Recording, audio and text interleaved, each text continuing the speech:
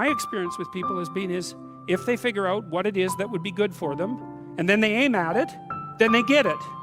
And it's strange because they don't it's a strange thing. It's not quite that simple because, you know, you may formulate an idea about what would be good for you, and then you take 10 steps towards that, and you find out that your formulation was a bit off, and so you have to reformulate your goal. You know, so you're kind of going like this as you move towards the goal.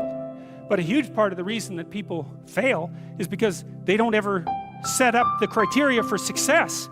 And so, since success is a very narrow line and very unlikely, the probability that you're going to stumble on it randomly is 0.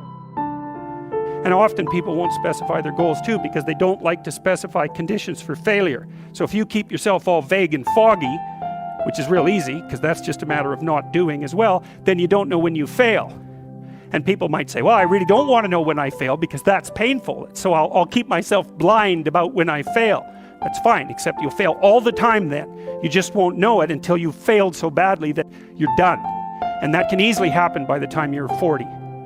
So I would recommend that you don't let that happen. So that's willful blindness, right? You could have known, but you chose not to. Okay, so once you get your goal structure set up, you think, okay, if I could have this life, it looks like that might be worth living, despite the fact that it's going to be, you know, anxiety provoking and threatening, and there's going to be some suffering and loss involved and all of that.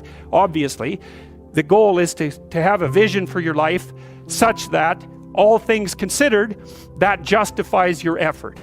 Okay, so then what do you do?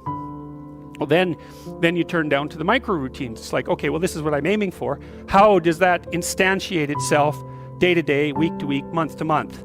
And that's where something like a schedule can be unbelievably useful. Google Calendar. It's like, make a damn schedule and stick to it. Okay, so what's the rule with a schedule? It's not a bloody prison.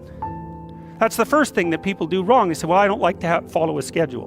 Well, it's like, well, what kind of schedule are you setting up? Well, I have to do this, then I have to do this, then I have to do this, you know, and then I just go play video games, because who wants to do all these things that I have to do? It's like, wrong. Set the damn schedule up.